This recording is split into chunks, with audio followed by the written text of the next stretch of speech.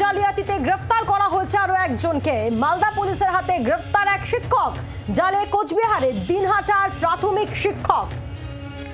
যা জানা যাচ্ছে, ধৃতের নাম মনোজিৎ বর্মন। সিতাইয়ে স্কুলে সে কর্মরত। ট্যাব জালিয়াতিতে গ্রেফতার আরও এক।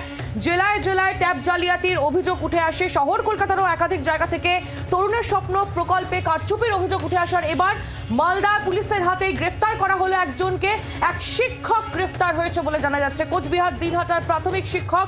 ধৃতের নাম মনোজিৎ বর্মন। সিতাইয়ে স্কুলে সে কর্মরত। ট্যাব জালিয়াতিতে গ্রেফতার এবার এক শিক্ষক। রণজয় সিংহ আমাদের প্রতিনিধি রয়েছেন আমাদের সঙ্গে। রণজয়, এবার এক শিক্ষককে গ্রেফতার করা হলো ট্যাব জালিয়াতিতে। একেবারে তাই আইলি, এই তথ্য কিন্তু পুলিশের কাছ থেকে পাওয়া যাচ্ছে। মালদা সাইবার ক্রাইম থানা এই ঘটনায়, এই ট্যাব কাণ্ডে কুচবিহারের দিনহাটার একটি প্রাইমারি স্কুল থেকে একজনকে গ্রেফতার করেছে, যার নাম মনোজিৎ বর্মন।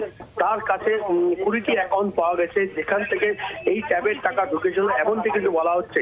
এবং হবিবপুর থানার স্কুলের যে ঘটনা, সেই হবিবপুর থানায় এই স্কুলের যে পড়ুয়াদের টাকা অন্য অ্যাকাউন্টে চলে গেছিল, সেই অ্যাকাউন্টের টাকা এই মনোজিৎ বর্মনের অ্যাকাউন্টে পাওয়া গেছে। আজ তাকে মালদা আদালতে তোলা হয়। পুলিশের তরফ থেকে আদালতের কাছে 10 দিনের নিজেদের হেফাজতে নেওয়ার আবেদন করা হয়েছে।